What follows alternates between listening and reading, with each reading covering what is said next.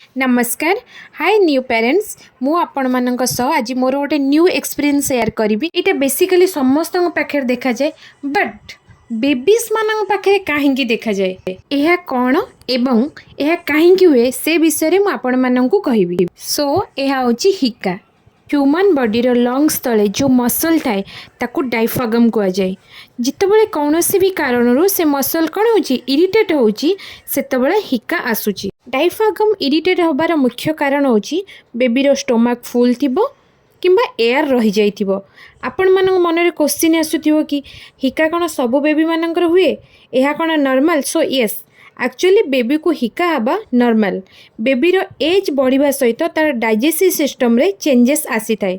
तो आमे बेबीर जदि प्रॉपर केयर नौचे यह धीरे धीरे कंट्रोल हो आसीबो। नॉर्मली हिका पाई कौन सी मेडिकल अटेंशन दरकार नाही। मु आपण मानकु मुख्य कारण सब कहबी हिका हबार।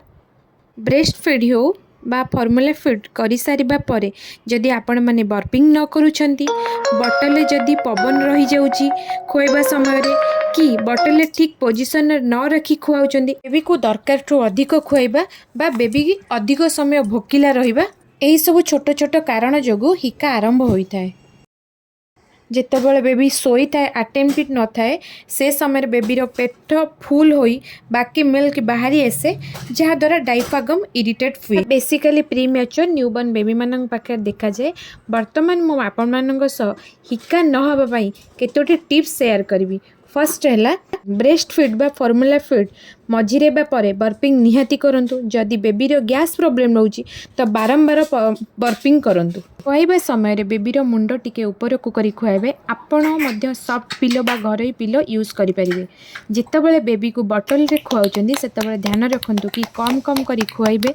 आपण माने मध्य बेबी केते मासर केते वर्षर आउ ताको केते मात्रा रे खाइबा दरकार से अनुसार फीडिंग कराई परिबे। दरकारु अधिक दिंतु नहीं। सब बेले बॉटल सफा रखिए, गरम पानी रे धोइबे और 3 मास को थरे बॉटल चेंज करने मध्य भूलिबे नहीं।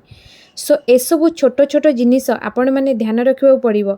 हिका किसी बड़ प्रोब्लेम नहीं, यहीटा हेले बेबी को बहुत प्रोब्लेम हो बहुत कष्ट पाऊँ सेमती किसी चिंतार कारण नुहे। यहाँ बेसिकली 10 ରୁ 15 मिनिट पर्यंत होता है तापर बंद हो जाए।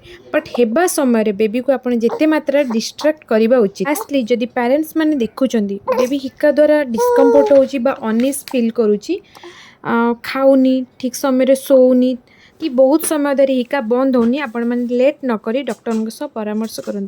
आज वीडियो आपण मानू केमिति लागिला लाइक कमेंट शेयर करूँ। जदि सब्सक्राइब न कर सब्सक्राइब करूँ एमती आउ किछि न्यू न्यू वीडियो देखिबा पई।